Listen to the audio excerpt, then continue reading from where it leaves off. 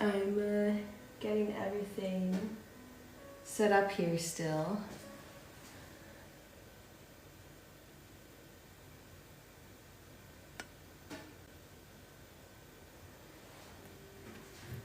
This is the first time I've ever done a live stream, so I have absolutely no clue what I'm doing. I'm gonna be really honest. I don't even know like the controls or anything, but I'm gonna do my best here. So I apologize in advance. And I'm also very nervous. Yeah, so I'm kind of getting all of my stuff ready here. I got a little bit of a late start on my dough, so it's not fully risen. I'm gonna take a peek. It needs like another few minutes here for it to be in like the best shape. So while we're waiting for that, let's see.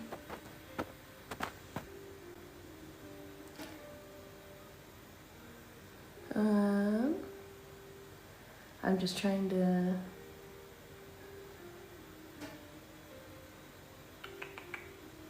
figure this thing out here.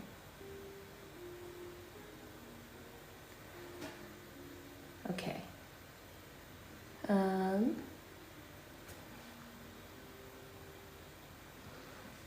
phone's not really, okay. Let's go over some of the stuff I'm going to be using.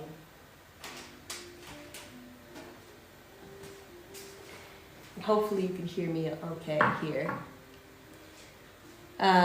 So I'm going to start going over some of the tools, and then I'm going to get started. Really basic stuff. So I have the dough. I made it 50 minutes ago, something like that, so it's almost ready. And then I've got just a little thing here of water. A really important thing with this dough to get things to stick together, to not have many problems, is you don't want to be flouring stuff. You really need it to be kind of tacky for things to stick and adhere properly. A lot of people ask me, like, how do you get this to keep its shape? How do you get it to look like this? Honestly, you have to break a lot of bread rules to make that happen. So things that you typically wouldn't do, that's what you're doing. So I have that. This is not until later, but when we're coloring it later, you just need a couple little dishes and a basic pastry brush. Honestly, if you have a very clean paintbrush, that's fine if you don't want to buy an actual pastry brush. And okay. Then, especially if you're making like a shark, an important thing is I have a bread raiser, and that's just to make the little slits for the gills at the very end. If you aren't making a shark, you might not need it. I also use it for fur, feathers, and those types of textures. And again, honestly, if you don't have like a bread raiser, you can just use a knife. It'll be a little harder, but a thin knife will work as well. Scissors, I might use this time. We'll see. Sometimes I use it, sometimes I don't. And then let's see what else we have over here. The most important thing, if you're making shark breads, is that you need to have some pretzel sticks. It really doesn't matter how delicious they are or what brand you use. We're just using this as like scaffolding inside. It works really nicely because it'll keep everything up while it's baking, but it's going to soften through the baking process.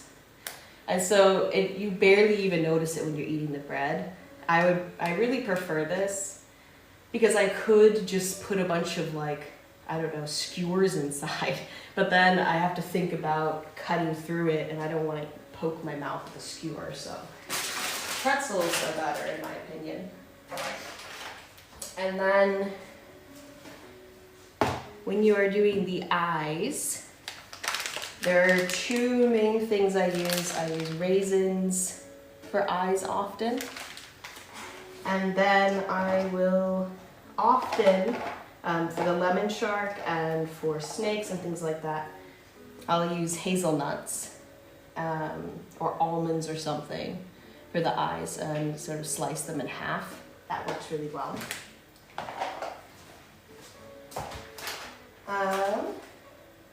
And then let's see, we'll go over coloring as well. So if you want it brown, I use cocoa powder. I prefer to use natural powder things when I can.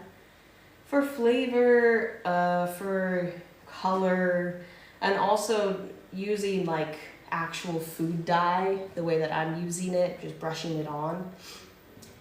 You could have some problems with that. It could not really, the color could not really come out well. It could be too sticky. So I also have this, it's just like powdered fruits and vegetables that come in a bunch of different colors. And then I use matcha powder for green, paprika for red, and turmeric for yellow, typically, if I need those colors. Let's see, I think that is all of those different things. Oh, another thing is, I forgot to grab it so far, baking paper and tin foil could be really helpful. Let's grab that.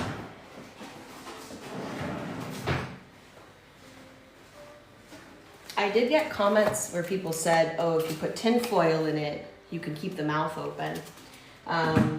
What I usually do for this instead, I'm going to use tin foil and then I'm going to cover it in parchment paper because bread loves to stick to tin foil. I know this from having bad experiences of trying to pick dough, baked dough off of tin foil. It doesn't work well. Parchment, it just slides right off. So if you want to keep the mouth open of something or lift something up, I recommend having parchment paper for that. Okay. And then the last thing I have over here are ramekins. We haven't really decided just yet what type of shark I'm gonna make. I'm indecisive. But if I need to lift something up, then we're gonna use a ramekin to kind of hold the dough in place while it's baking. Typically I'll cover it with the parchment paper just to be sure that it doesn't stick, sometimes with a little oil.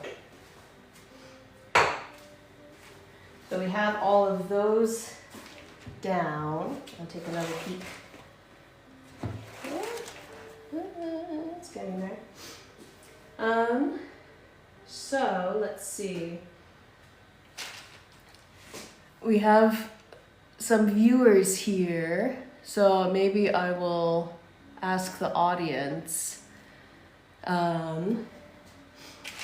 We basically have a couple options for what shark we're going to make today.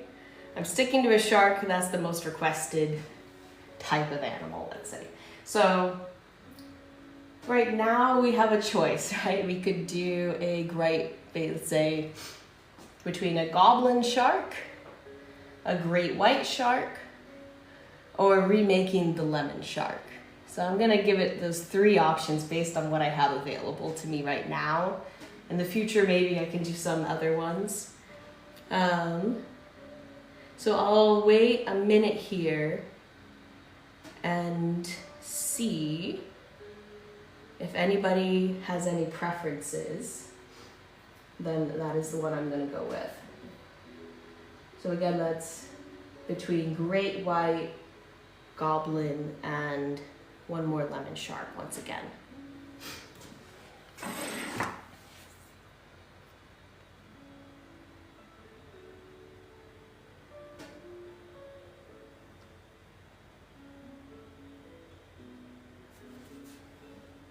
I think you could do like a pull on here, right? I feel like such an old lady right now. Okay, quick pull. All right, we're gonna do a quick pull. It looks like we've already done a lemon shark, so let's go between two here. Let's go between great white and goblin shark. If you want to see a great white shark, we're gonna do the smiley face. If you want a goblin shark, we're gonna do the crying face.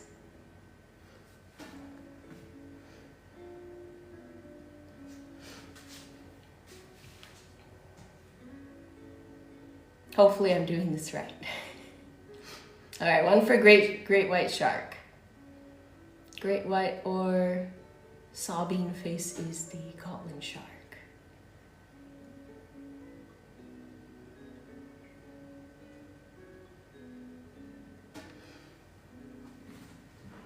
And I'm gonna kind of think here if I need anything else before I start on it.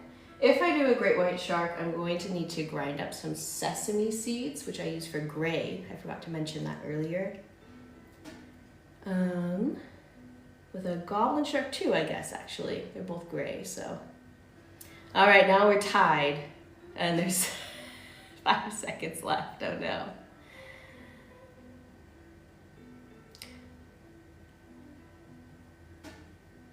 Well, all right. I'm gonna have to make a decision here, I guess. This is like the worst thing. I'm terrible at making decisions, so. All right.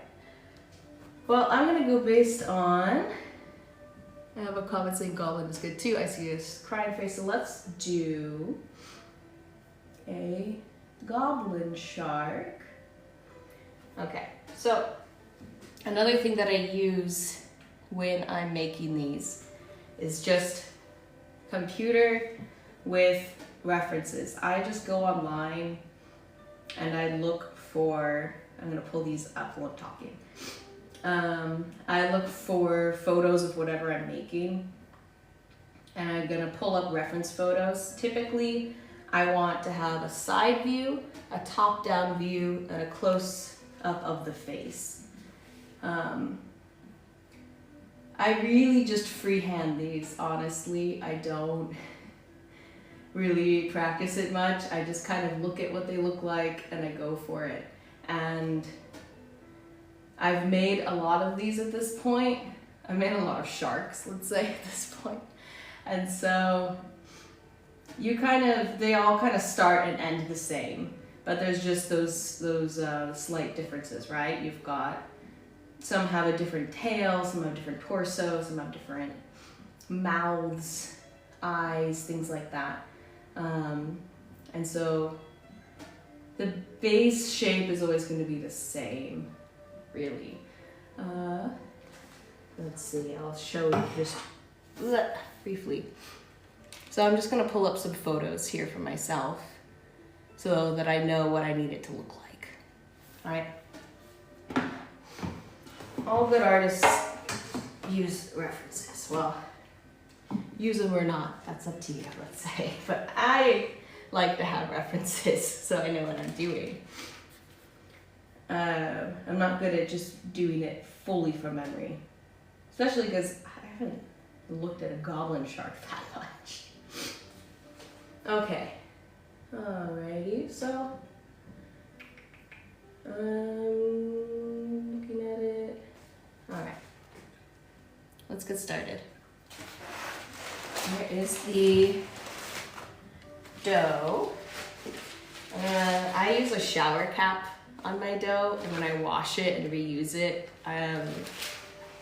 it's a personal preference. I don't want to just use plastic wrap every time. I'd rather reuse something. All right, so here we have our dough. It's puffed up nicely.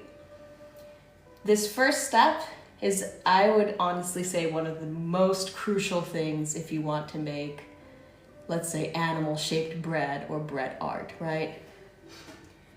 We're going to very gently deflate this.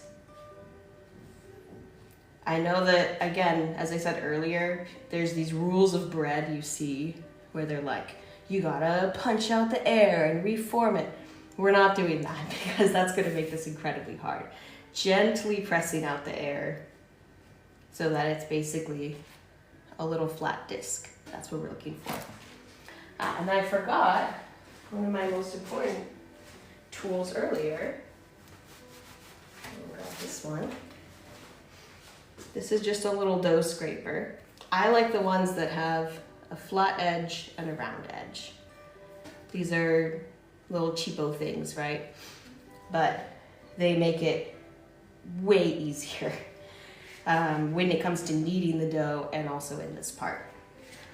So I've gently pressed it out. I'm gonna scrape the sides here just to release it a little bit. Because it's flexible and it has that round bit, it makes it really easy to do this. It doesn't look like a lot of dough, but they actually aren't that big.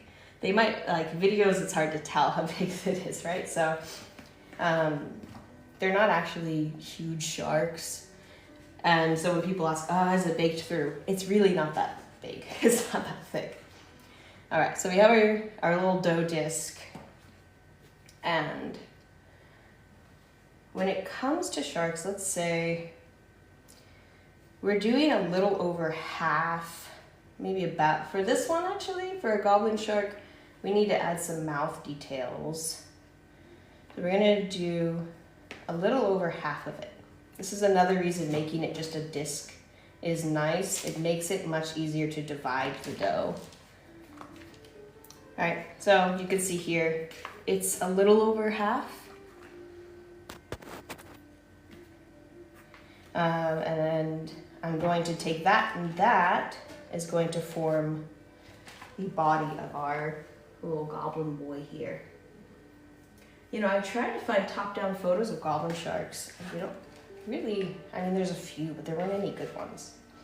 I guess people just don't really, their side profile is more famous, I guess. So it's hard to find the top-down of them. Okay. So we're gonna take that out and just set this over to the side. My baking sheet is lined with parchment.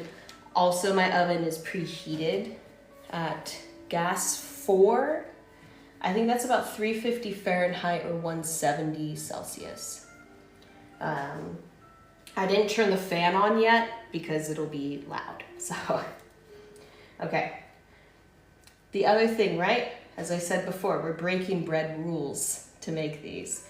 So usually they would say you gotta punch it down, you reform it. That's going to really work the gluten too much, and it's gonna be really hard to shape it how you want. It's gonna just spring back into place. You're handling this as little as possible if you want it to work with you. So for most sharks, they're a teardrop shape, and that's what we're gonna start with. So bigger on that end, smaller on this end. Goblin sharks, looking at my reference here, they have a pretty long tail actually. So we're going to set this guy down here and gently stretch it out. You can see how I barely handled it already. It's kind of springing back on me. Okay. So we're gonna just start with our basic little teardrop here. And then I'm gonna look at some more of the details of this. They have kind of almost like a humpback here. And so their head kind of goes down, and then this part goes up. So we're just gonna pinch it up here to make this part a little taller. A lot of these details I'm going to read you later once the dough is kind of rested in this spot.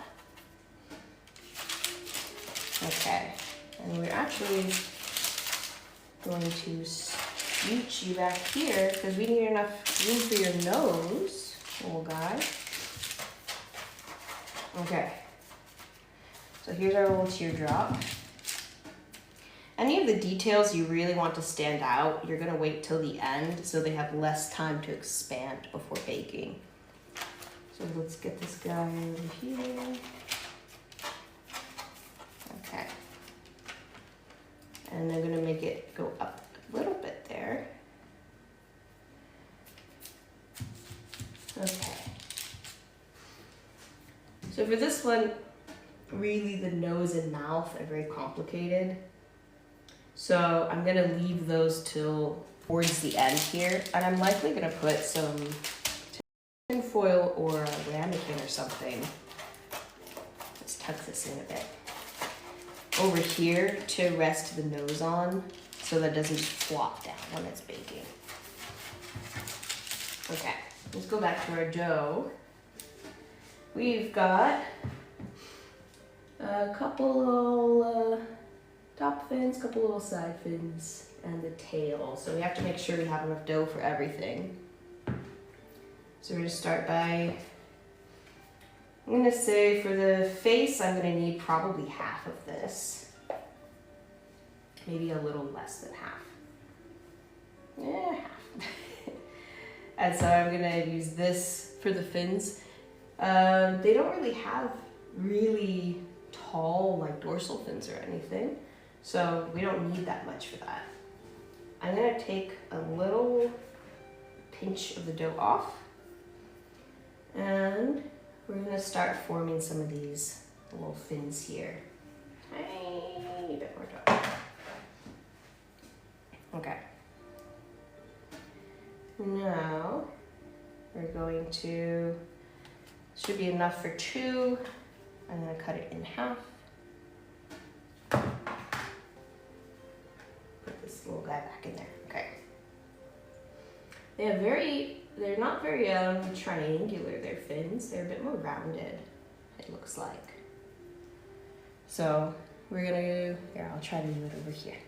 I'm used to just doing this by myself, so I have to remember that there's angles, right? Okay. We're kind of forming like a little petal shape. Right, little petal. And then, let's see, where do their fins start? They start pretty far back. Their gills are in front, and then their head. So we're gonna put them about here. So we're gonna lift up the body, scooch the little fin under there, and then press that down just to lightly adhere it. Now we've got one fin, and I think, let's see, it needs to be a little bit smaller here. Can't see well, you'll be able to tell better when I do this side, don't worry. And make it this kind of petal shape, it looks like. You also have to remember, these look very flat. Once it bakes, it's gonna puff up and out. So you want everything to be a little bit smaller and flatter than you really want, because you have to keep in mind, it's not gonna look exactly like this when it's finished. So really consider, do I care more about how it looks before or after it's baked? If I made this look completely plump and accurate now, after it bakes, it would be way too big and way too rounded. Okay, tuck it under here, and I'm just using my finger to press that dough down. I'm gonna pinch the sides a little bit, because that's how the fins are here. And then just kind of pressing down and making the shape. If the dough isn't really working with you and it's springing back, leave it, come back to it later. Gluten needs time to rest sometimes. Even if we're handling it delicately, it's gonna wanna spring back. Okay, oh, that looks pretty good. Alrighty, and then we've got 2 more little fins that are more like ovally, really. I'm gonna scoop out another little bit of dough. Again, we're gonna cut that in half. This is for our 2 fins. Okay. These ones, when you're forming the fins, you have to remember that part of the dough is going under. So you need that little bit sticking out that's going to stick under the actual thing. So with the goblin shark, with most sharks, you're gonna have little fins, fin here, little fins, fin here. So you need to leave that space for the fin. So since it's gonna be here, actually may have used too much dough here. These are small little guys. We wanna leave that space, so we're gonna put them back here.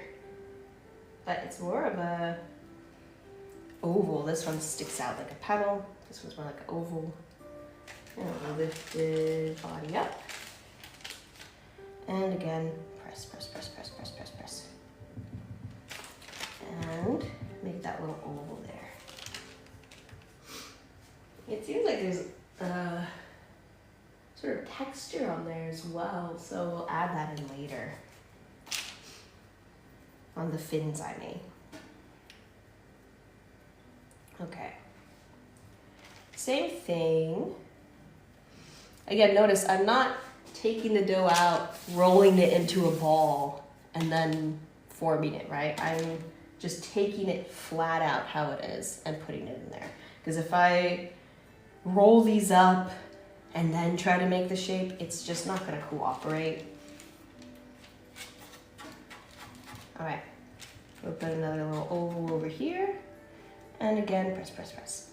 At this point, I'm working with the dough. It might start to get a little bit dry. That's why we have our little thing of water here. Because if things are not sticking, like you will see in a second here when we do the actual top fins, you need it to be tacky and wet to really stick. Okay. So I'm looking at what I have left here. This is for the face. We have a couple fins.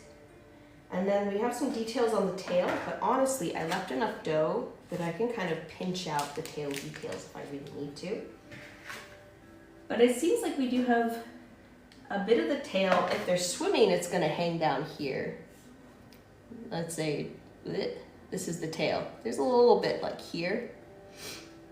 Of course, this is not floating in the air, so we can't really have it dangling down. So we just gotta pick a side, and we're gonna just have it kind of sticking out for accuracy, let's say. We're still gonna add the little thing, but it's just gonna, I tend to put them towards myself.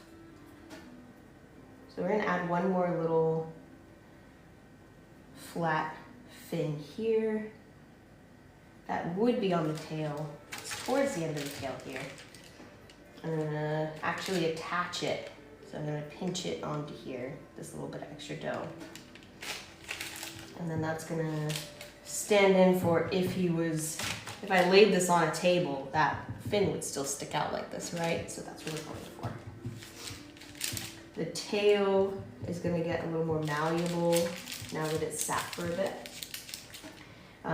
The edge of the pan is honestly really useful for making the tails if you have a pan like this, baking sheet, let's say, because then I can kind of prop it up on here, where if it was completely flat, I wouldn't be able to do that.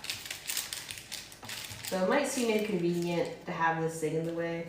It's actually not in the way, it's actually really helping me here. I'm gonna start pinching the tail out because I need to sort of let it pinch and rest, and then we'll go again, right? Pinch, rest, pinch, rest, pinch, rest. Not pinch, rest, pinch, rest. Usually I would put, for other sharks I've done, wobble goggles, lemon shark, whatever.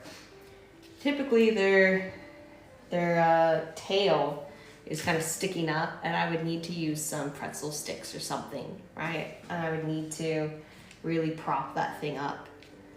We're lucky here with the goblin shark, it's really just kind of a straight tail. It doesn't it doesn't go like this. It just kind of goes out from its body. So I don't have to worry about that, which is refreshing. Because as clever as it might seem to use pretzel sticks on the tail, it doesn't always work.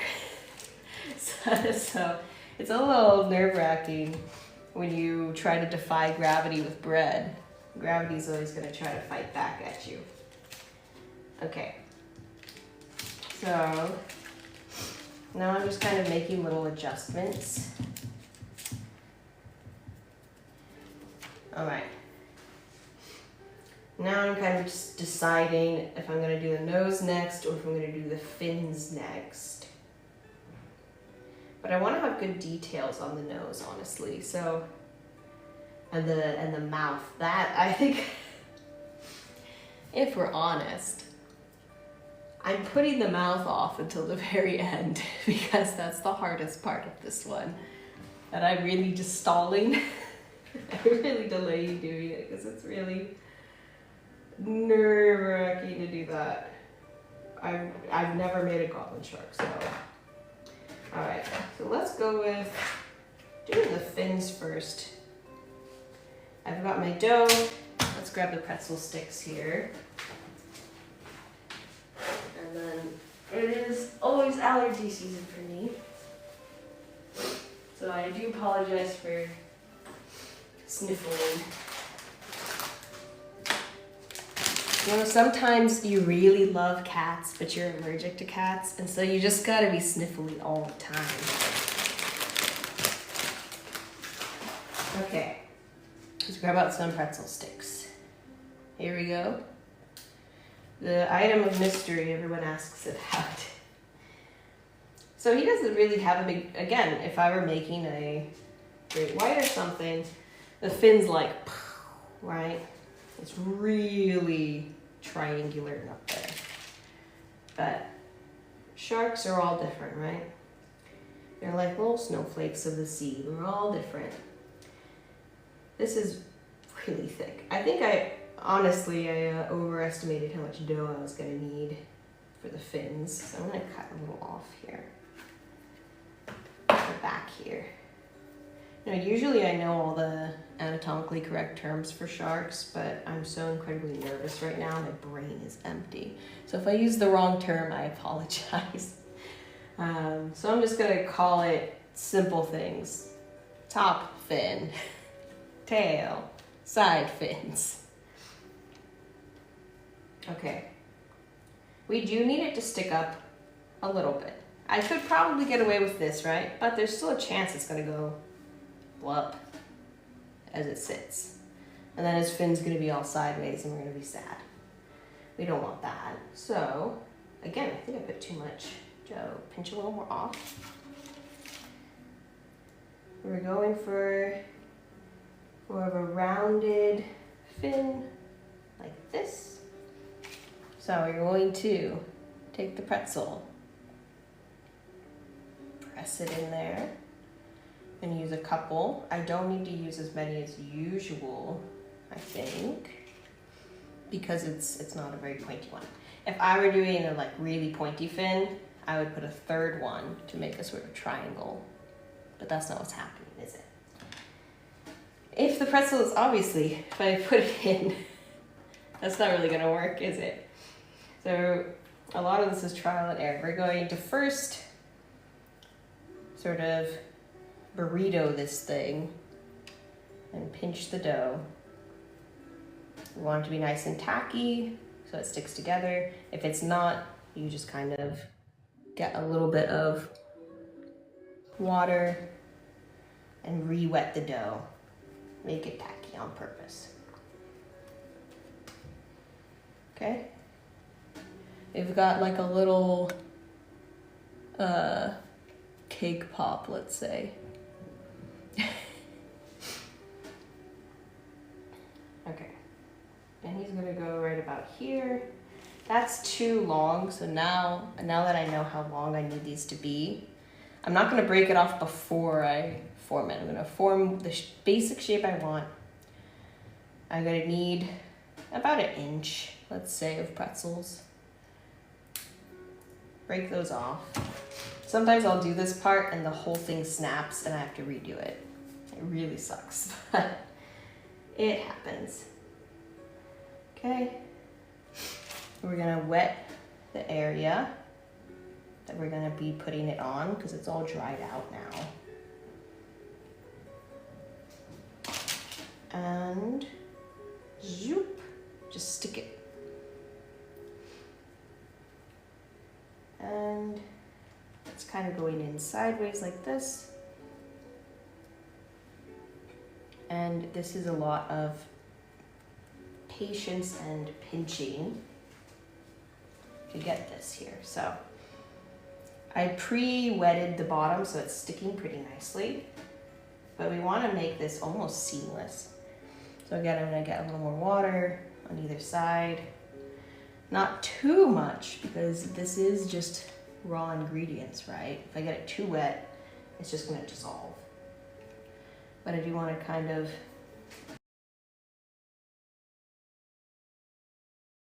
usually what I do,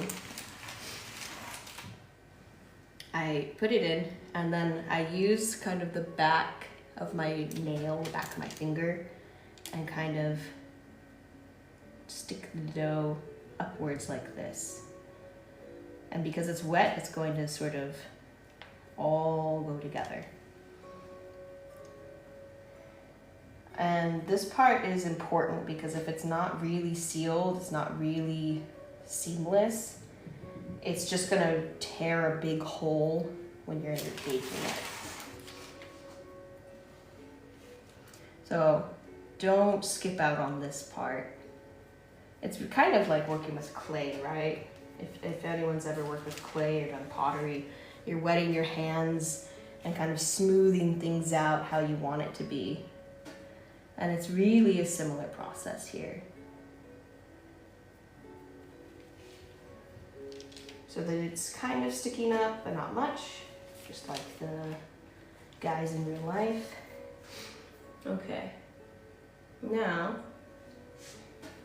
I have to kind of fix this. Now it's actually, good thing I have a little extra dough here. This is another little trick. This is too low. I'm looking at my picture. He should be sort of sticking up at this part. So this is not thick enough. I'm gonna take a little pocket of dough and a little plastic surgery. I'm gonna stick it underneath there. And that's gonna lift this guy up a little bit. And now you can see he's not as flat as he was before. Another way to make this stick out more is I flatten this more. Now this is gonna stand up a bit more like it needs to. It's really an odd shape, which is why people love this, love the little goblin sharks, I guess. Okay, he's got another littler one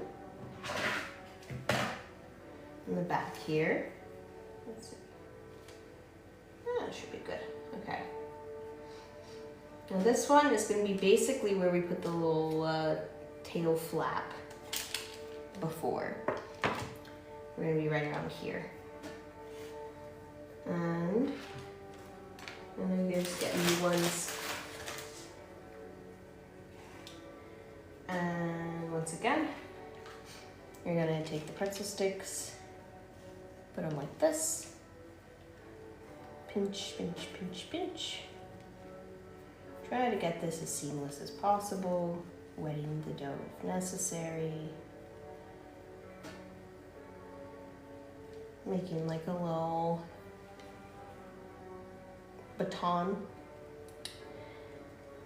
And then same thing, it doesn't need to be too long, it just needs to be long enough to stick in there.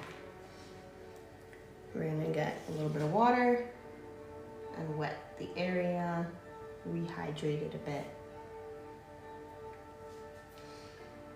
Okay, and then in we go.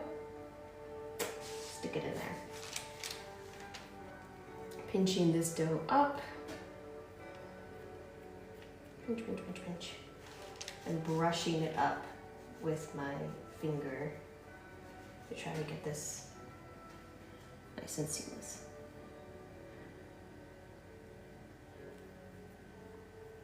I'm really thinking about the dough more as clay than as dough at this point. It's the same principles as someone who did pottery before. It's the same kind of principles. I'm just applying it to dough. Okay, his tail isn't nearly as big as it should be. It should be like way out there. However, my pan isn't big enough. This pan is the size of the oven. My oven is not big enough. So sometimes we gotta sacrifice a little bit. But what we can do actually, this is what I did when I made a snake. It needs to be nice and long. Then you can kind of add in a little dynamic movement. Usually you would do this earlier, but I'm realizing now that he needs this to really lengthen the tail. So I'm gonna make it look like he's swimming, add that kind of S curve. And then this can kind of make the tail a little bit longer.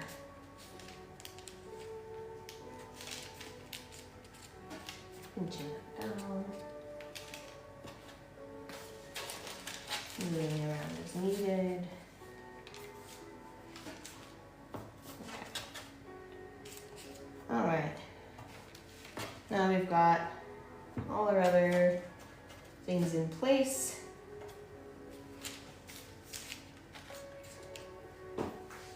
And actually, I know earlier I said he doesn't really need a pretzel stick in the tail. Now I feel like maybe I should add one in here because I want this to be nice and sturdy. So you can also do it this way. You don't always have to do the dough and then stick it on. You can also kind of just use the dough you already have. So I'm gonna fold this over and kind of like that. I guess it's slightly ironic because sharks don't really have bones, and we're kind of adding bones into them. So I guess, well, we'd say that the pretzels are cartilage, huh? Okay.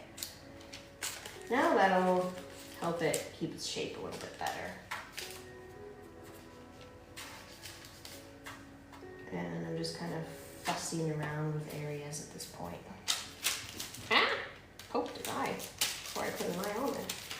Okay. Now for the difficult part. Let's see if my ramekin isn't too tall. Maybe put their nose here. I'll give a good amount, yeah. So I think we're gonna use a ramekin here to prop the nose up. And we'll get a little parchment.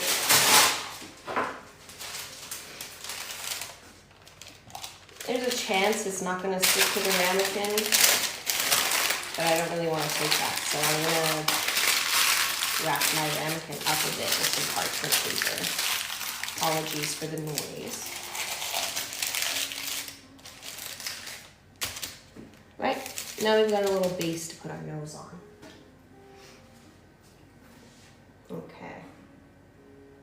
Oh. Screen died. There we go. All right.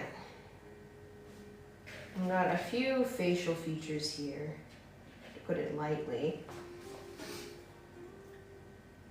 But for my own sanity, we're going to keep it a little simple. The main thing we need is to form their nose. Always, well, not all creatures have eyes. Most things have eyes. You always want to make sure you have a little bit of dough for the eyes. So while I'm working, I make sure that I reserve a tiny little size of dough, a little pinch for the eyes later. Okay. So I think with this guy, this part's going to become the mouth. What I might do actually is just kind of attach this on to be the nose. Yeah. they're going to have a lot of faith in the process here. Okay. So I'm just kind of figuring it out. And yeah, I think something like this will work. And then we're gonna put the eyes over here, and we'll have room to do its freaky little face. I'm saying freaky little face lovingly, don't worry. Okay. Get all of this wet. We're gonna do a little bit of dough transplant on this guy. And then I'm gonna get the bottom of this one also nice and tacky, and the top as well. We're gonna basically pretend like this is wet dough again. Is it gonna be perfect? No, that's fine. Okay, again, I'm using this motion of brushing my finger against it. Its nose is gonna go up a little bit instead of more down, and just because this is the height of the ramekin I have, it'll be okay. Okay, now I'm also gonna kind of pinch the dough together. The better I can get this to look like I didn't stick something on top of the dough, the better it's gonna look in the end.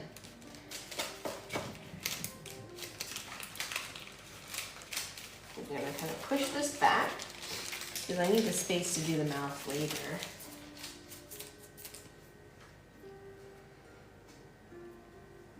Now we just have a little bit of meditative time of pinching the dough and sticking it together. Brushing it together, pinching it. I'm just kind of fussing with it until it looks how I want.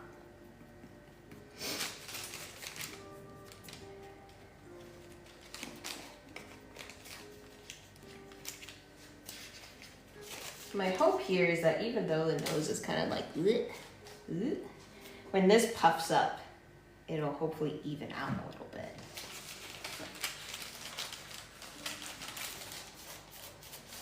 Okay. As it sat here, it kind of expanded out. So I'm just taking my hands and pinching, pushing the dough under itself to form it back into the shape I want. Brush, brush, brush, brush, brush.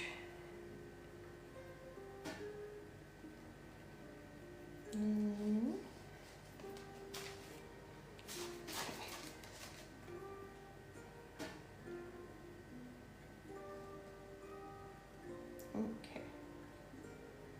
Almost there. All right. 1 second here.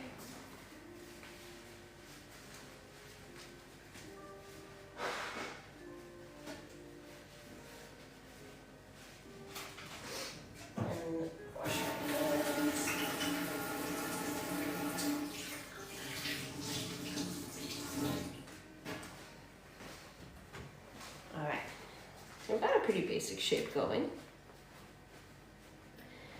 Now for the hard part. Let's see.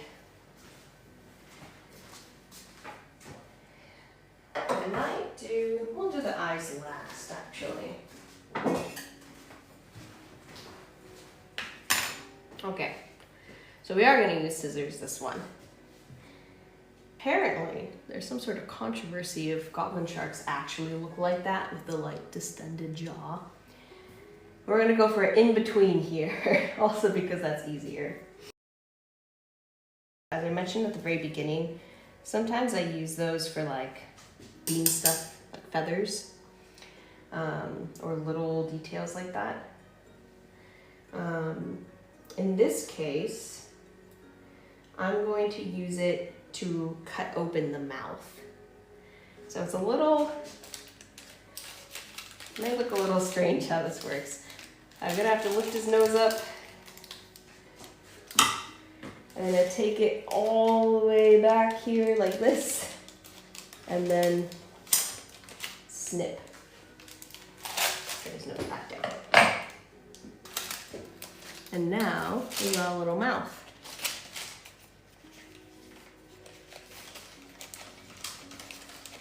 To me, that's the easiest way to form a mouth. We're just gonna snip a big thing there. Okay, push this back. This is gonna be the tricky part here, is making these kind of overhangy mouth. Okay, maybe I should have done the nose later, but too late. Let's just stick it back like this for a second. Okay, now I went on and on about you need the tacky dough. If you don't want something to stick together, then you use flour. So I don't want the mouth to stick together. We're gonna add a little bit of flour to the inside of it, and that's gonna prevent it from getting too sticky.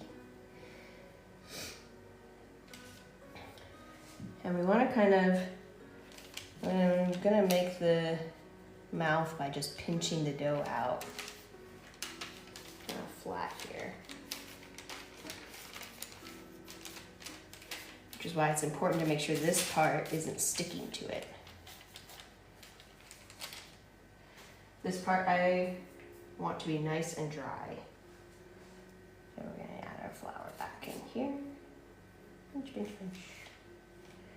Some more flour here. I'm just gonna kind of use the bottom lip to prop up that top lip here. And now we've got a kind of little weird lip. Again, these are gonna round out the baking and change a bit. So I'm just gonna pinch as much as possible.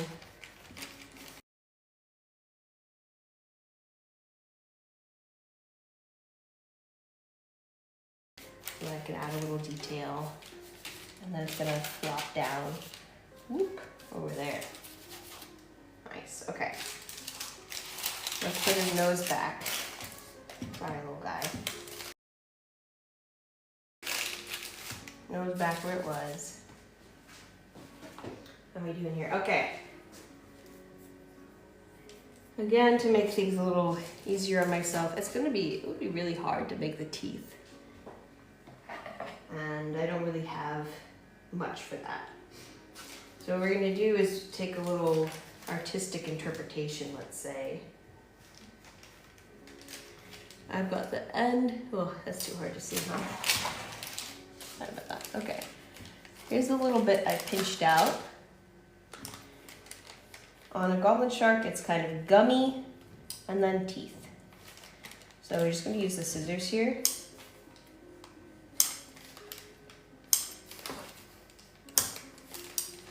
To make the little teeth. And they're sharp, so we're going to kind of twist it to make them into little pointy triangles. Twist and pinch the tips. Twist and pinch. And now we've got kind of little teeth, huh? Honestly, I just made that up, but it's working. So we're just gonna go with it. Okay, pinch and roll. If any of them need a little more snipping, you just give it a little more snipping.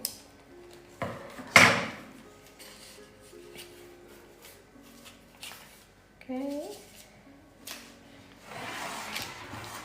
It's hard for me to see what you're seeing while I'm doing this because I'm kind of focusing, but so hopefully you can see and I'm not in the way or anything. Okay, again, I've got this little bit pinched out flat, and I'm gonna snip some little teeth. Pinch and roll, pinch and roll. Okay, I've got some little goblin-y, I think. Once again, sorry to the little guy. I'm gonna have to fold up his nose so I can do this part. It's a bit very forgiving little goblin shark.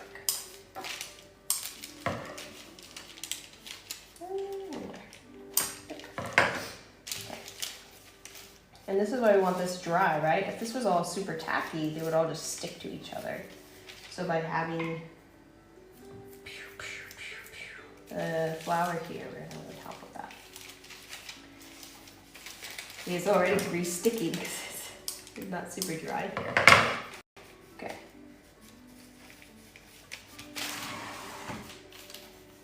Okay, take a little bit. Pinch, pinch, pinch. Making little sharp toothies. I'm sure you could also, you know, use something like tiny little seeds or like almonds or something to make the teeth as well.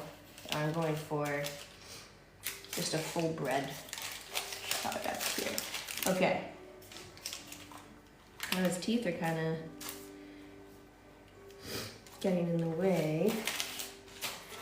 And the ramekin is joining us teeth here, so I apologize, little guy, about your teeth. Your front is not going to look that great, but we're going for the nice profile view anyway.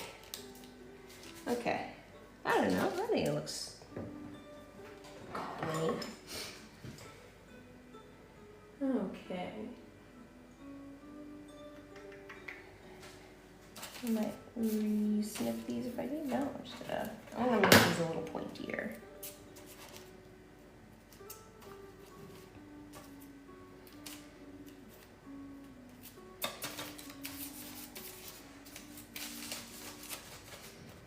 Okay. What do we have left here? Oh, died on the computer. Okay. We're going to seeing if I can add any more sort of details to the mouth here. I might use the bread razor for that though. Just the last little bit of touches. He looks decent. Okay.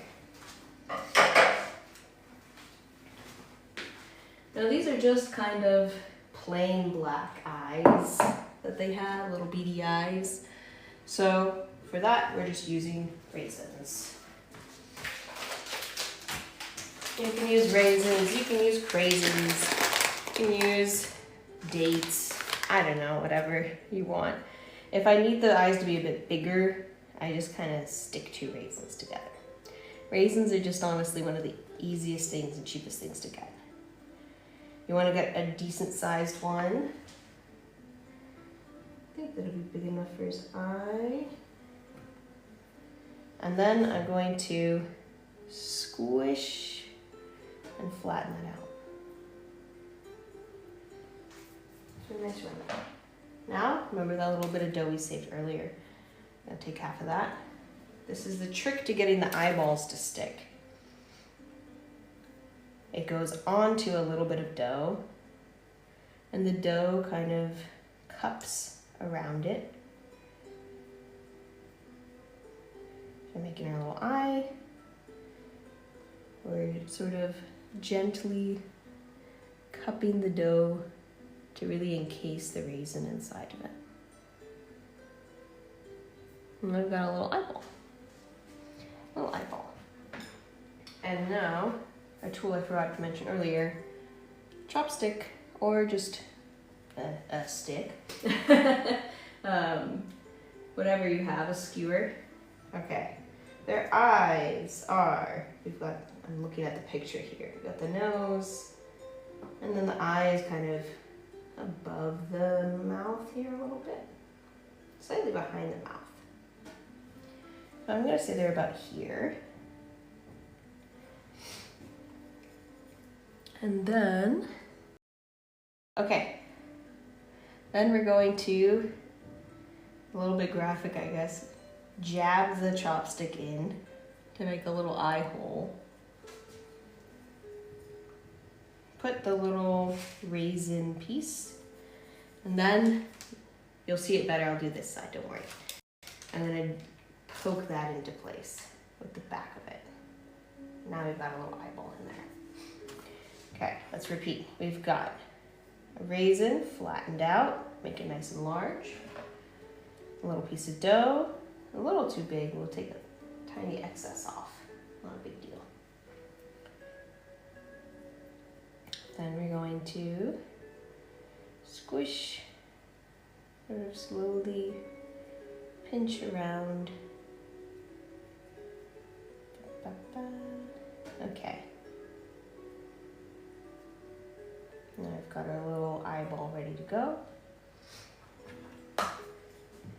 Take our stick. Stick in there. We're making basically a hole, like a socket, right? Place it into the socket and then push it in. As this bakes, they're gonna kind of, the dough is gonna expand out, right? So it's going to kind of push it. So it might seem like I'm really jamming the eyeballs in there, but once it bakes, they're gonna puff out and even out a bit more. If I were to just kind of set them on here, they'll either fall off or it'll bake and it'll just have a big protruding eyeball. And we don't really want that, do we? Okay.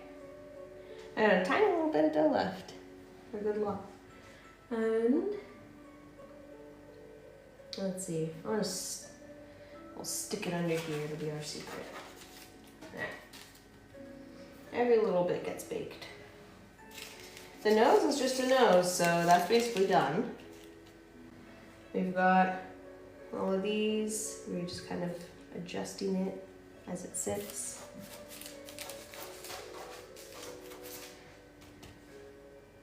Yeah, not too shabby.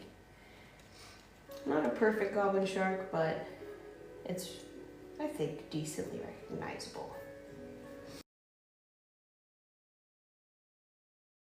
Christ is verted. Okay. I may have made the eyeballs. May have made the eyeballs a little too far back. Oops. They're already in there. There's not much we can do about that.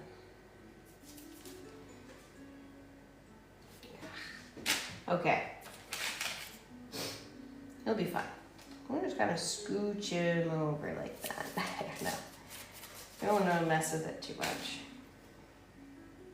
We're going to take this and we're just going to put in a couple little gills.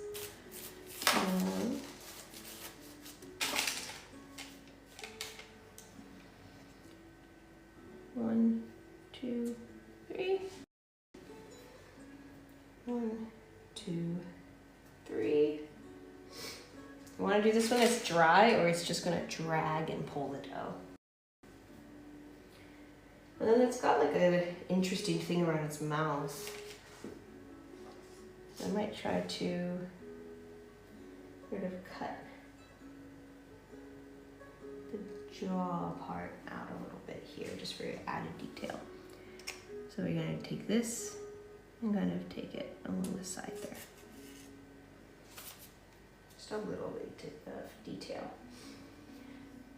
We've also got a little bit of, we're going to squish their fin out here again. They've got a little bit of texture on their fins. So I'm going to use, actually I'm going to get a little knife for that.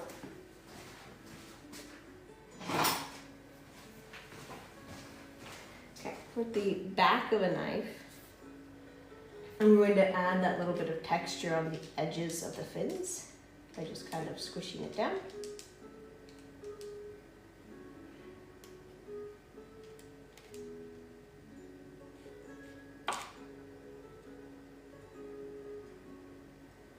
Same here, and a little bit of texture.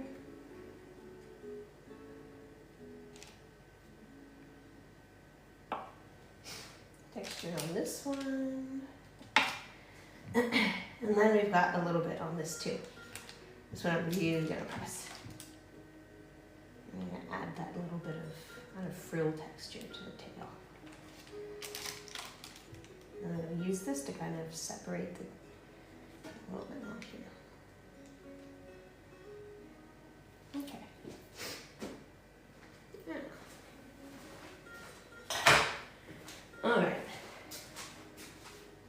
We are near the, oh, their nostril. They have a little nostril over here, don't they? Okay, let's poke their little nose hole here. You're going really deep in for these, because if you just go boop, it's just gonna puff out. So you gotta really stick it in there, like it's a mummy. Whoop, all the way up the nose. It's probably like this far in, really in there. Ah, it looks a little more recognizable. That's what it was missing. It's all about the little details. Okay. You're pretty much ready. Now it's for the last bit.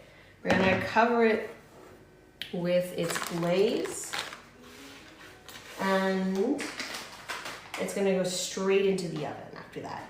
We're not letting it proof, we're not letting it rest. Right into the oven. So what I need here, I'm gonna grab a couple of my things. Okay, I'm gonna take a mortar and pestle, and these are black sesame seeds. When you thin these out with a little bit of liquid, it becomes a sort of gray color. It does give a little texture to it as well, which you would want a shark to be kind of smooth. But it's one of the best ways to get a gray naturally, in my opinion. So prepare for sound, whatever the opposite of ASMR is, because I don't think this sounds nice. I'm gonna grind these as finely as I can first. Oh, it's not as loud, okay.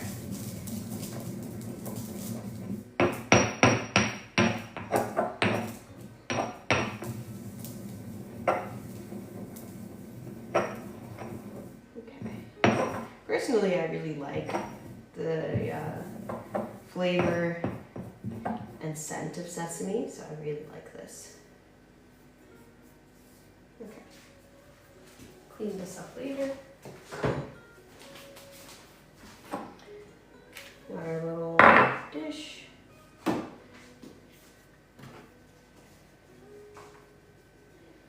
And let's get our sesame seeds into here.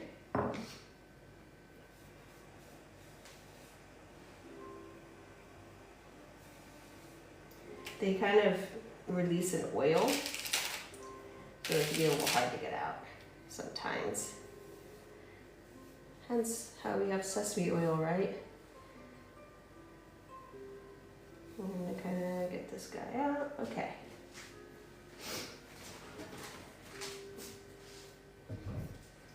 Get that off my eggs.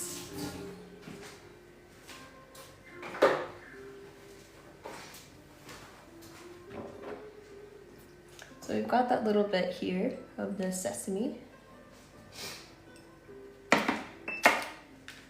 Ooh, go all the way, brush. And we're just gonna use a little bit of milk. Easy peasy.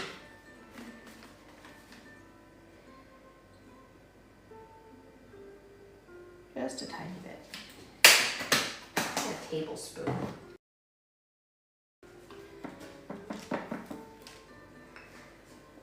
Over here. See how it's turning that nice gray color. It'll be a little textured, it's fine. We're looking mostly to get the nice color here. This is all mixed together. And I think I might add a little bit of red details to it afterward, but we're gonna just start with our sesame layer to give it that nice gray color. Pretty easy. Now we're just gonna slather the thing up with a nice thin layer, because the thinner it is, the more gray it's gonna look.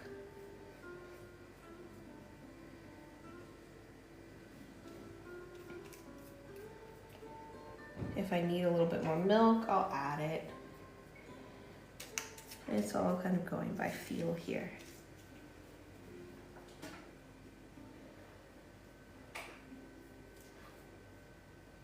I I'm not gonna put on that little cut that I made earlier, where I'm gonna have the mouth.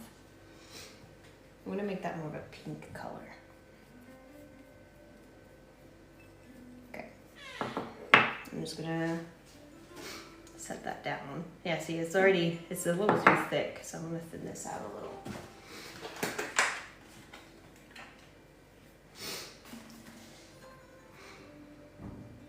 Tiny bit of milk. Oop.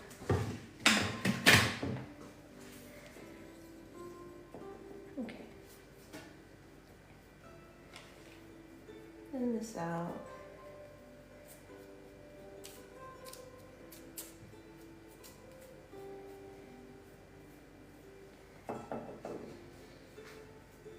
I like to just kind of go in one direction.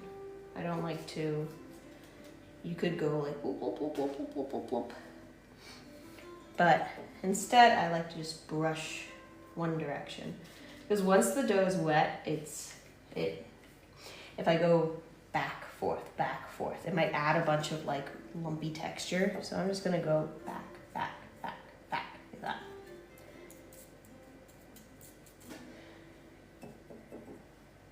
Kind of like when you file your nails, apparently you're only supposed to do one direction, otherwise it can mess up your nail beds or your fingernails.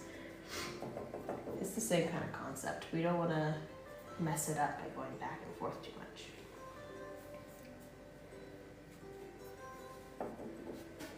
And if there's any spots I missed earlier, I just go back and get them over time. Part of this is you gotta take your time for the details, but the other part is if I wait, there's a higher chance that things will start to sag and fall over. So I'm going a little slower to be able to talk about the process and to add details. But typically when I make these just by myself, I complete them within 40 minutes because if I take too long, it's all gonna start. You can see this like, it's all leaning over. Gravity wants to take over our little Sharky here. And we want to get it into the oven before gravity has a chance to really mess it up. Okay. Now I've got all of these bits done basically. A nice coating. Some parts, touched it. Some parts need a little extra color here.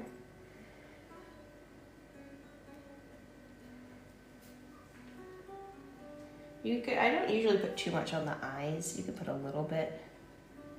This isn't like an egg wash. This is just really for color. I used to do some egg a long time ago, but egg helps it brown. And so you actually lose color that way, which is why I just use milk. You could probably use a milk substitute or water as well. I think that the milkiness, the white milkiness of the milk helps the color stand out a little bit more. So I prefer milk over water, but I wouldn't suggest using egg or egg white because it's gonna get really, really brown if you put a lot of egg on it like that. And we're not making sausage rolls.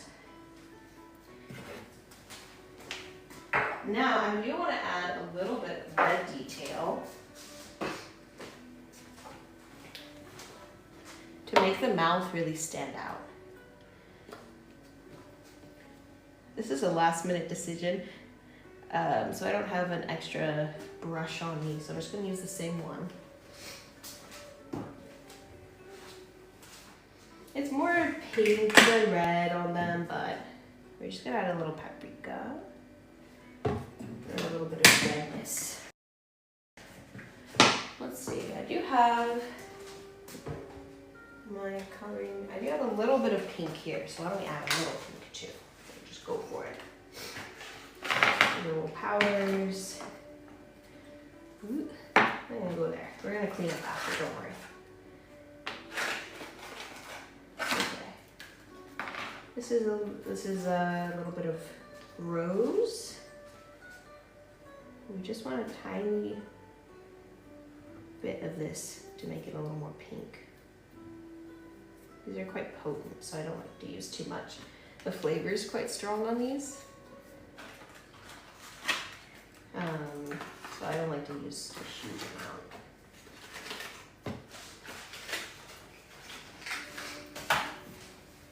Cocoa is always nice, cocoa and cinnamon to use, because that's just going to taste lovely, but when you're using something like spirulina, a lot of it kind of makes it taste not so pleasant. So something like the whale shark, it looks really pretty, it tastes fine, but when you get a bite with a lot of the blue spirulina, it's not as pleasant, I'll say. All right. We do want these to still be teeth, so we're just adding a little bit to make it kind of a gummy smile. And it looks so silly now, oh my goodness. But in a fun way. We don't want the brush to be really wet because it's gonna drip. So once again, under the nose a little, just to get this bit. This part's gonna bake, so I'm not really gonna bother putting the sesame on that. And then let's see if he has any other little red, pinkish details. Sometimes they have a little bit in the gills. I'm just gonna put, where are the gills? By the time you brush it a little bit under the gills here. Little bits of pink that will blend in after, just to make him look a little bit more goblin-y and lifelike.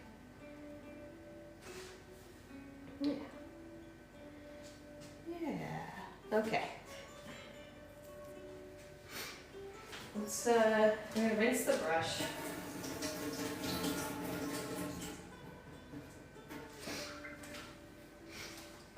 Just like an art or a makeup, right? Makeup is art too. It's kind of like you start with that dry brush to blend it out, or you use that same color that you really want to be more potent. So I'm gonna go over it again with a little more sesame, just a touch, just to kind of blend this out so it's not too pink. So then it looks like he's got like battle scars. I don't want the poor thing to be injured looking. But I think the rest of it is okay. Okay, I'm gonna add a little more sesame to this side I missed earlier. And I think now we're ready to go.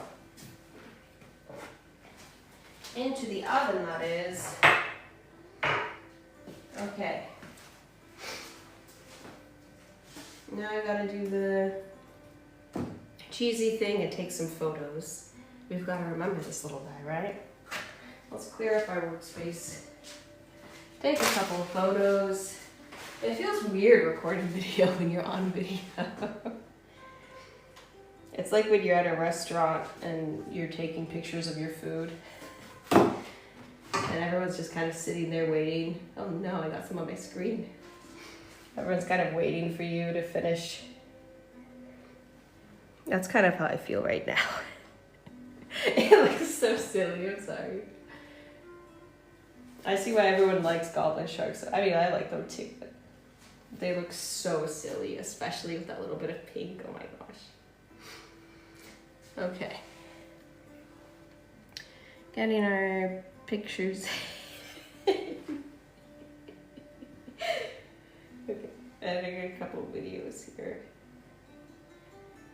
It's okay, when I edit this in post, I don't use the sound, so I can blabber on while I do this. I do apologize, I know it's a little silly, but not everyone's in the live, right? Some people want to see it later. So I gotta get a couple little video shots for those people and photos. Nobody ever said no to a before and after, right? You can see my dead plant in the background of these videos, so if you watch these later, please ignore the dying plant. I'm usually good with plants, but this one was on its last leg when I took it over. And I did what I could for him, but... All right. Those will have to suffice. Now we're gonna turn on the fan.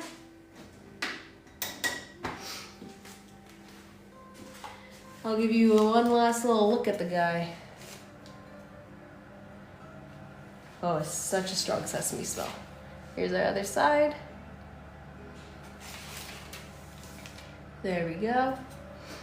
And this little guy is gonna go into the oven now.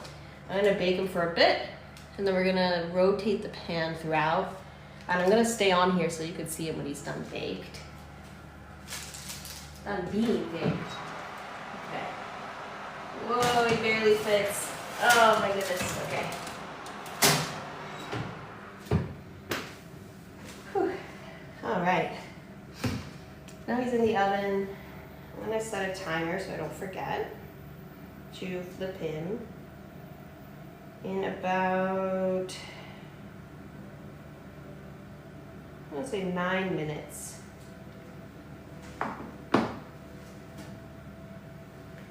Okay.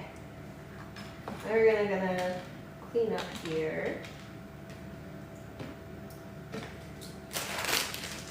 While we wait for them to bake.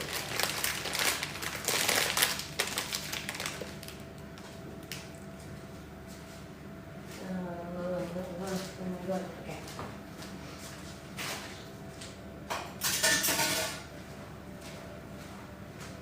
Let's clean this space up a bit here.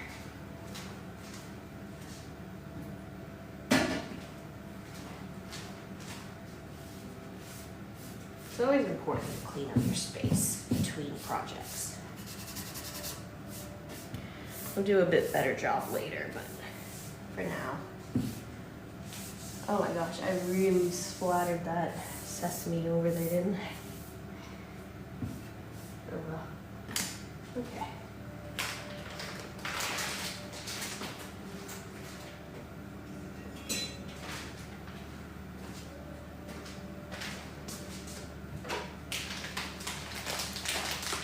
See, now is the boring part in any baking project, right?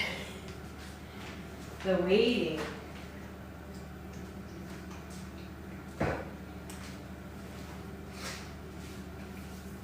I haven't even been paying attention to how many people are in here. Oh my god. 1.6K? Is that it? I don't know how to read these things. I think there's 1.6K. I don't even know, man. Maybe there's not that many people watching. Maybe there's only 14 people. I don't know. I can't tell anymore. But I'm just gonna wait for it to bake here. And I think I'm gonna make a little cup of tea. And then I'm gonna sort of, I think I'll go over any questions. And I'll go over things like tools and stuff like that again while we're waiting for this guy to bake. So, I'll be back in like 10 seconds. I gotta put a kettle on. So hang in there.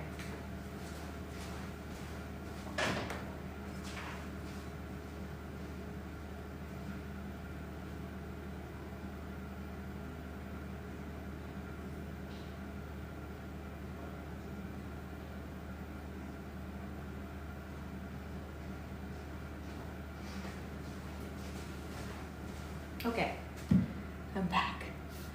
The kettle is on. Okay, so usually I would be cleaning up at this point, but I feel it's rude to just be off camera cleaning up. I do have to put the milk away. Oh no, I have to do that.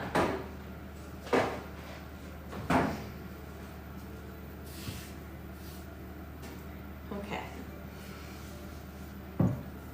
So first I'm just gonna kind of talk about what I did at the beginning again.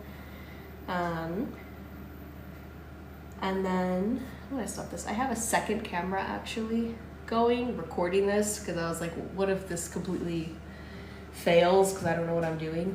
So I wanted to I have another setup over here. I say camera, it's my old phone that's very broken, but it still records video, so it's kind of recording over here, but I think I'm going to stop it because this is the boring part. Maybe I'll restart it later, so I'll stop this. Save the battery, huh? My very professional setup of an old phone on a tripod on a oatmeal thing. So right now I'm waiting for the kettle to boil to have a little bit of tea, but oh no. Yeah, I think there's a lot of people peeking in and then leaving, right? They kind of go, well, you're not really making any sharks right now, are you? It's in the oven. But yeah, when it comes to it, I'll kind of go over some of the key points I said earlier. Now it feels awkward. See, this is the awkward. When I'm doing something, it doesn't feel awkward because I'm just focused on a task.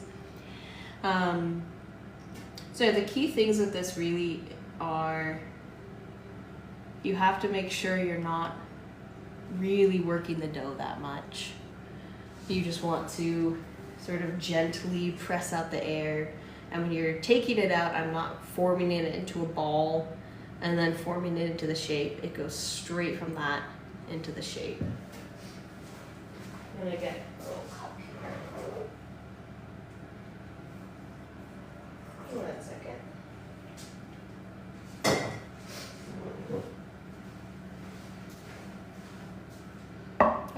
Okay. Usually I make snacks and stuff when I'm waiting for it to bake because I get bored, or I just go in the other room and do something. But for now, we're just kind of waiting. I'll flip it in about 3 minutes here.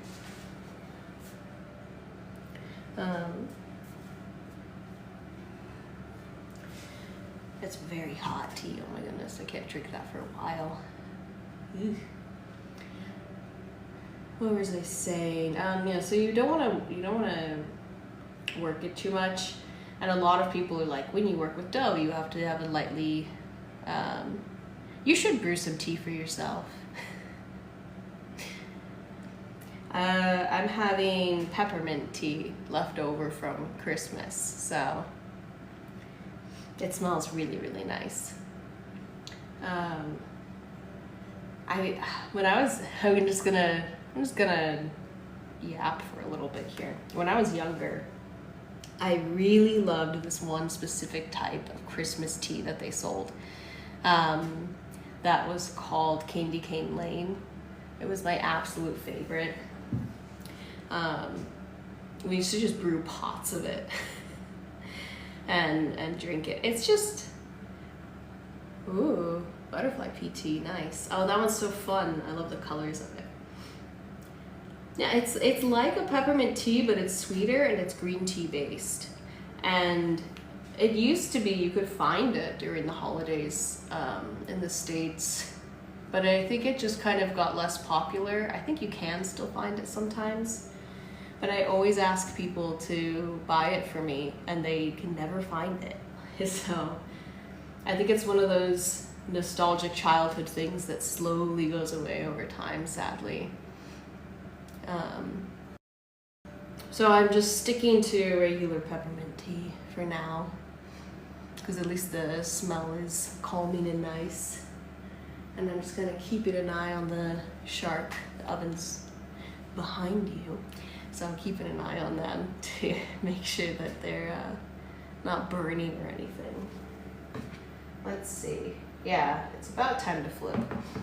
So before I'm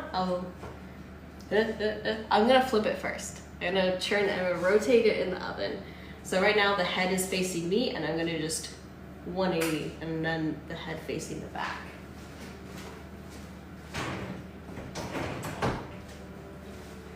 So let's get this guy flipped here. He's looking pretty goblin-y.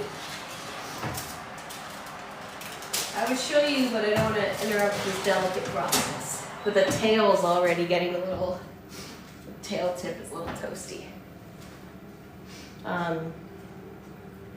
So honestly, when you bake pretty much anything, if you don't have a really nice oven, I'm going to suggest that you rotate things when you're baking. Because most ovens are going to have a hot spot and a heat source. And for something like making like a bread animal, especially, they're like, let's say with a shark, right? The back tail is a way thinner than the head. And so if I were to just put it in the oven, go in the oven, see you in 30 minutes, it's probably not going to churn out very well. And the tail's going to get all crispy because for me, my oven's heat source is towards the back. And so I want to keep the tail far away from the heat source so that it's not over baking. And the thicker parts, like the torso, the head, towards wherever the heat source is coming from, just to be safe. But yeah, when you're baking things, if you always have problems with like half your cookies being great and half of them being underbaked or too overbaked, I would suggest whatever the bake time is halfway through, rotate your pan completely. And it helps a lot. Yeah, especially with a gas oven or an older oven, because they're a little bit more temperamental. Yeah, with newer ovens, it's probably better, right? I don't know. It's probably a bit more even. But even then, you want to find, if you're making some very detailed shape, like a shark, you need to, even if it's a nice oven, you want to keep the smaller parts as far away from the heat source as possible. Otherwise, it's just gonna toast up and burn up because you're putting all of the heat onto that part. Very hot tea, but I have a pretty sturdy mouth when it comes to hot foods, so I don't know. I got gunk on my fingernail still, getting distracted. I just noticed that my finger is completely pink, so I had to wash my hands. It's not blood, don't worry. It's just food dye.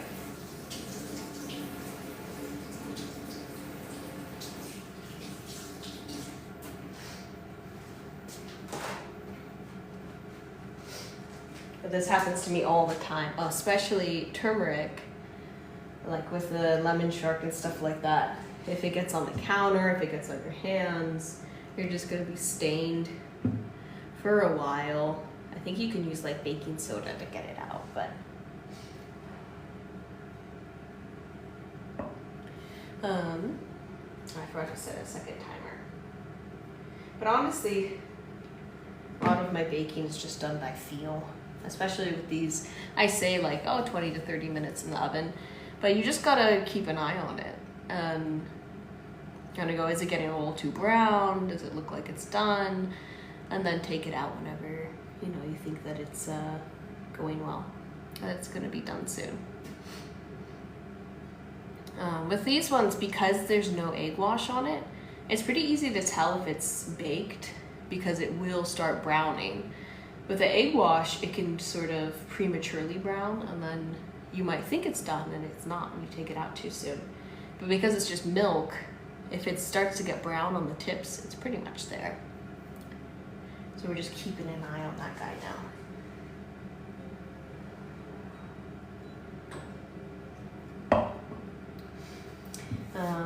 And then later, I decided, because I know I'm in Belgium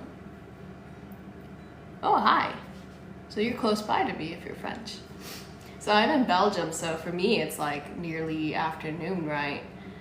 But I know for, excuse me, a lot of people it might be like really late at night or early morning or something. And so I'm gonna do another stream and make another bread. Big day for me. I usually do one a week. And I'm going to do another one at, what did I say, 7 p.m. Oh my gosh, really? It's almost 4 a.m. Wow, yeah. So I mean, I'm doing another one, I guess 7 hours from now, so that it's a little bit easier for people who are in different time zones. And then it's evening here for people in a European time zone. But it's okay. You can go. I'm gonna upload, of course, the final product and everything and show it off. I can't really cut into it right away because if you know about bread, you can't just go right out of the oven or it's just gonna be a disaster. So I won't be able to cut into it, I don't think, on stream, but I'll be able to show you the baked final product in, let's say, 8 minutes at this point. Let me take a little peek. I'm getting there. For those who have been here, I haven't been able to really pay attention much to the chat and to viewers, but anyone who's been here, I'm really appreciative for having stayed at all. Yeah, I mean, it's like I said, it's my first time I've ever done a live stream and talked to people through a camera like this, so I feel a little awkward doing it, but I'm really trying my best here. And for those who were interested and who asked for this, yeah, really, really thank you for showing an interest in it, in my very niche hobby. Yeah. Hopefully the guy's gonna turn out okay. The thing I didn't consider much is that with a goblin shark, we have the nose propped up on a ramekin, but then when I remove that, hopefully the nose isn't just gonna fall off, right? Hopefully it'll stay in place. But if not, that's just kind of what they look like. They've got a big nose and a little mouth under it like that. So just gotta make them how they look.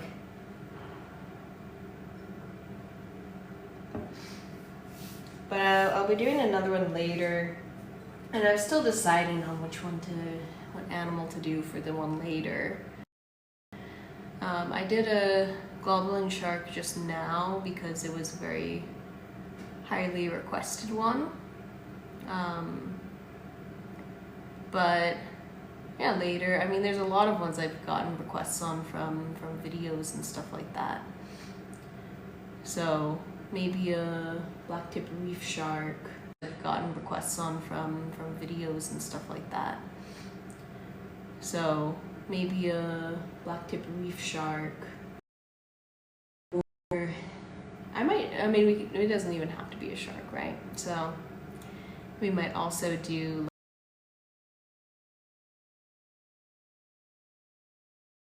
like a manatee. I don't know.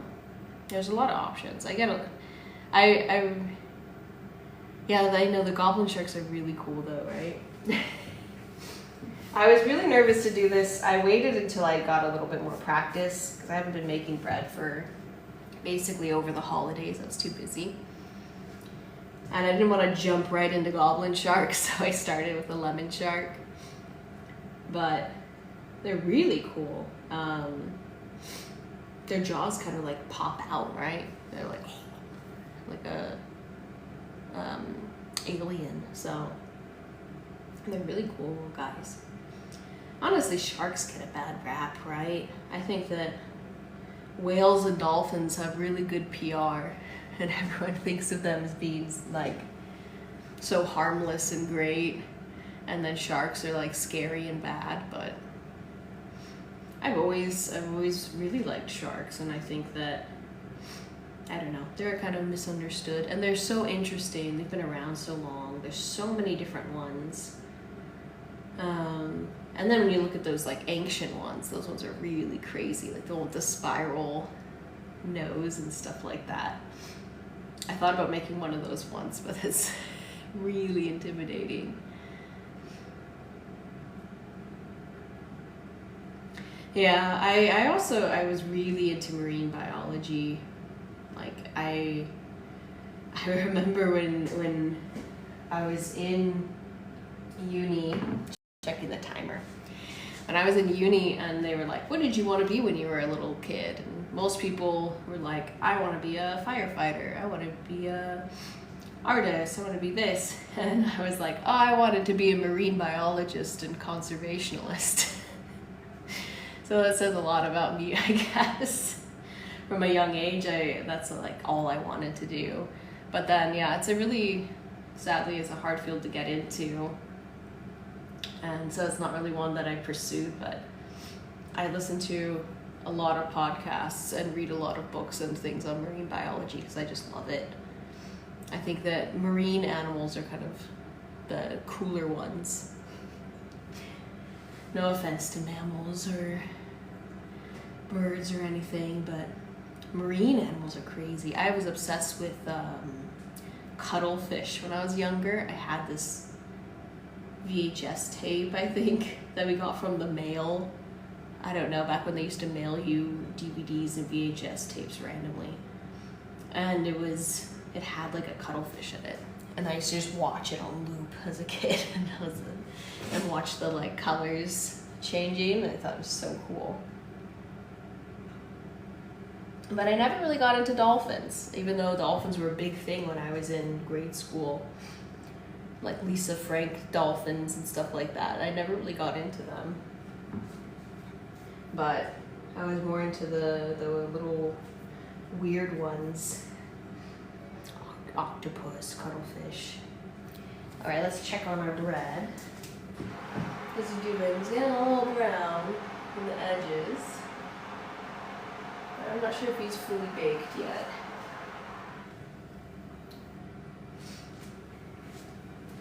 If you're making the bread and it's kind of like, it's looking a little brown on the details, but the center doesn't really look done yet, you can just kind of turn down the oven so that it's not blasting the little bits. But I think the timer is accurate. I think another 3-4 minutes and it'll come out. Let's see. My favorite shark is the Japanese bullhead shark. And the saw shark, I made a saw shark. The long-nosed saw shark, I think, is the Japanese one, right? I absolutely love them. And bullheads are really cool too. That's another one on my list that I want to make eventually. I made the long-nosed saw shark, and people were like, "This isn't a shark. This is actually a fish." And I was like, "No, it's not the one you're thinking of. This one is actually a type of shark, saw sharks." But they get confused with the sawfish a lot. But they are two different things. But that one was a challenge just because my oven is only so big, and I think I made the long nose of the long nose saw shark not really long enough because it just wouldn't fit on the pan. It's just way too big. But I think my favorite, it's so hard to choose a favorite shark. I do like whale sharks a lot. And I really like just the classic great white. Maybe that's a basic answer, but. Oh, it's the first one you saw, awesome. Yeah, that's one of my favorites. And that's the first time I did a tutorial, actually. Usually I just do time lapses, but I was like, I'm gonna make an actual tutorial for this and tried it out. But that one is one of my personal favorites. It's kind of the hard thing about making stuff like this. Sometimes your personal favorite doesn't really get the recognition as other ones do. So there's some breads that I've made that I'm like, this is my favorite one, this is my favorite animal, I love it, and then it gets like 200 views. So you never know. Ah, they're different. Okay. I wasn't sure, but thank you. Yeah. Okay. So the Japanese, and then there's a long nose. I think there's a long nose saw shark in Animal Crossing. There's some sort of saw shark in Animal Crossing. I wish I was a bit more of a shark expert. Now I'm rusty. Okay, let's check on our boy here. Get a little toasty. We're doing a quick off-camera check. We're gonna see. I don't want it to get overdone either.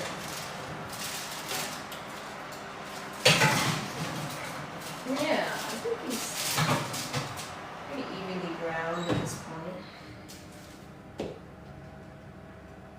Okay. Let me put these little trivets down. Apparently that's what they're called, trivets. I had to look that up recently. Okay. Wait, because it's hot. There he is. Oven mitt clap. Actually, I'll keep these here because I didn't tour him around a little bit. Let me move this. I'm playing music. I have a license for it, the music. I play music also for my own nerves. I don't like sitting in silence. But there he is, the little guy. Let's see. Ooh. Yeah, the more underrated ones are more fun, right? Like I love a classic great white, but when you get into these ones like frill sharks and bonnet heads and stuff like that's so much fun. The weirder the better, and sharks can get so weird, and I love that about them. And I think they're cute, even if they are a little bit scary. I think that it's like ugly cute. I don't know. Maybe it's mean to say. I feel bad saying it in front of him here.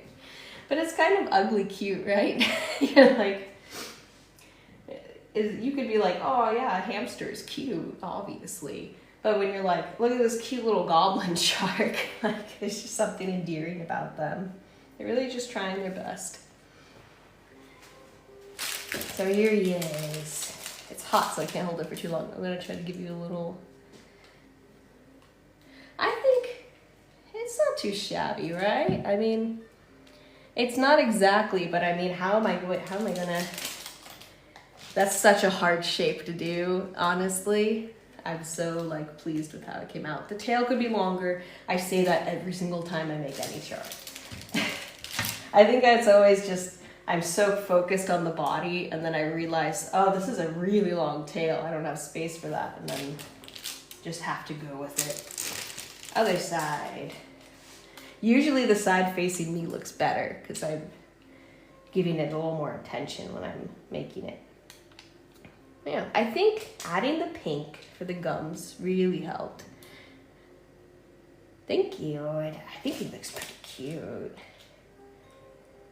Cute little guy. Sometimes it's those little finishing touches, that make something recognizable. So I'm really glad I added the pink gums, honestly. I think that helps a lot. Like when I made the raccoon, I was like, this just kind of looks like a thing. I don't know, like a bear or something. But then once I add the little raccoon mask, it was like, well, this is definitely looks like a raccoon now. So I think it's the same kind of thing.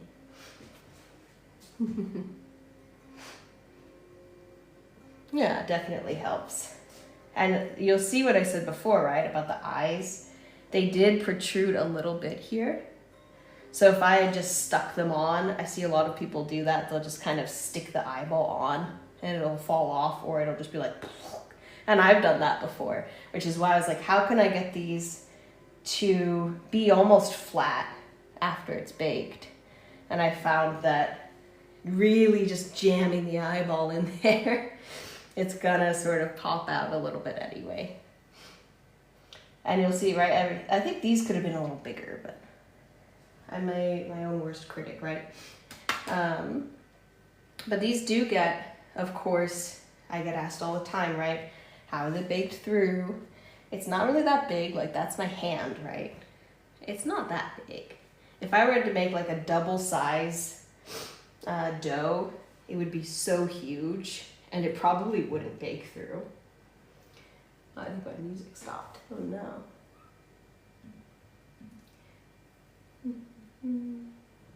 My computer fell asleep again. There you go. It wouldn't bake through if I did like a huge amount of dough, so it's good to not do too much. But if you really stick them in there, they're not going to pop off when you finish baking it. Everything's going to round out afterwards, and kind of parts of it are going to expand, but when it comes to details, they kind of retract a little bit. So you want to make it longer because it's going to kind of shrink inward as it bakes. Now the real moment of truth is if I remove this little ramekin, is its nose going to stay up. So we're going to do a little experiment before I go here. I think it'll come out okay. It's still hot, but we can use it. We have the technology. Okay. Oh my god, yes. Okay. How exciting. Okay. There you go. Yeah! Look at that, huh? Not too bad. Not too shabby. It looks really ridiculous without it, but at this point I could probably add a little bit of sesame to it still, to kind of color the bottom so it's less obvious. But now his nose is floating. So that's pretty cool. I'm pretty jazzed about that. Okay. Yeah, so I do this sometimes. I add a little finishing touches. While it's still warm, it'll absorb, it'll be okay. I'm just gonna go in here and just add a little bit of last minute sesame.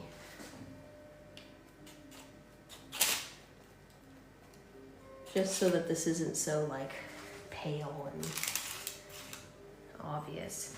And I could honestly put it back in the oven a little bit to help bake this part, because whatever is like touching, it's not gonna bake well, but there's also a risk that it could fall if I put it back in the oven. So I'm just gonna add a little bit of gray to fix them up a little bit.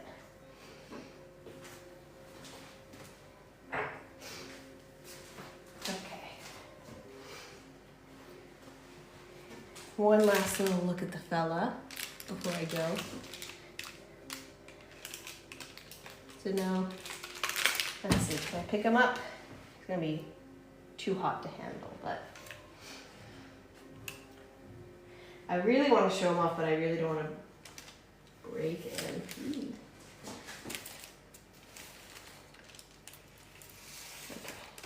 Okay. You have to kind of lift them up anyway, because you want to make sure that they're baked on the bottom. Okay. Oh no! Okay, we're not going to pick them up. Disaster. Pretend that didn't happen. I'm just going to leave him on the pan until he's cool, but here he is. Little goblin shark. With the little nose and everything hanging off there.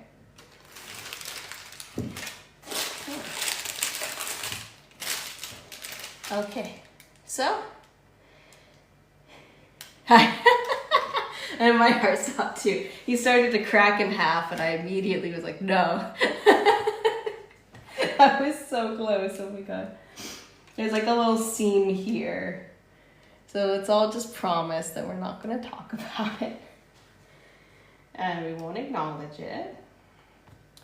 This happens a lot, actually. I'm very accident prone. But, yeah, he's just too warm, so let this be, let this be a warning. Don't pick them up while they're hot. just like, let them cool down a little bit. Just like you don't, slice them open while they're hot. I'm so sorry, little guy. Little G. I don't know what to call him. I mean, I don't really want to name them, honestly, because I do have to eat them later, and then I feel really bad if I get too attached. It helps that they're delicious, so. Yeah,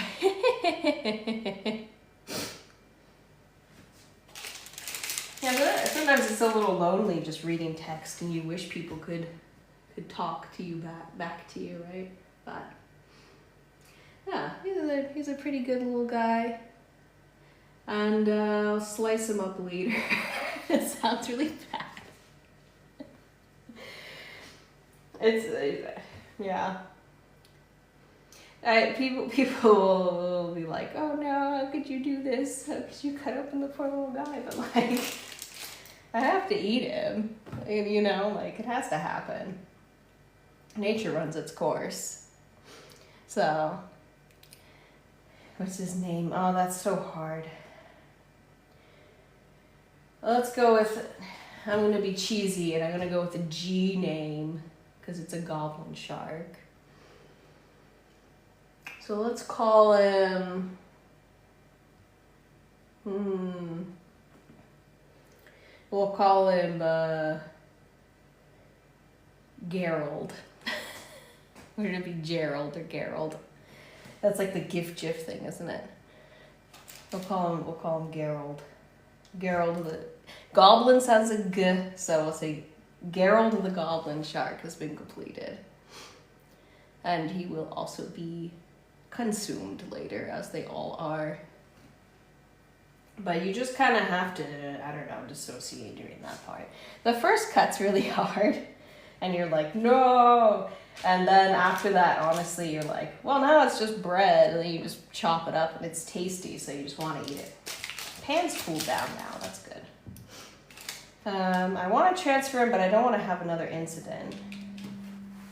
So once he's cooled off, I put him on the board. I let them cool for a little bit of time, and then I'll slice into them once they're completely cooled. Otherwise, the dough compresses and it's really bad. And then, yeah. And then I will have some shark sandwiches. I wish everyone could have a piece. I wish everyone could have a slice of Gerald. Or Gerald. I already went back. See, it's just like the GIF thing. You can go back and forth unconsciously. Yeah. I think that's a good spot to wrap it up on. So I'm going to do another one of these at 7 p.m. That is basically exactly 7 hours from now. So 7 hours from now, I'll make another little guy. We have not quite decided what that's going to be yet. It could be anything. I'm just gonna make a dough and I'll run a poll, and if there's enough people to vote in it, and otherwise I'm just gonna pick myself and decide what I'm gonna make. Okay. This is really silly. I don't even know how to end these. Oh no. Okay, bear with me. I'm an old lady. Do I just close it? I don't know what I'm doing. Okay. Oh, there's a power button on the side. Okay. Alarm set, awesome. I hope I can see you there again. So those who want to rejoin, I'll see you in 7 hours. Think about what you want to see. and let me know. Cause I'm indecisive. I get all these I get like 20 suggestions a day. It's too hard to choose. So I'll see you later. Get some sleep if it's a late place where you are. Have some lunch if you're in the time zone I'm in. And have a good one.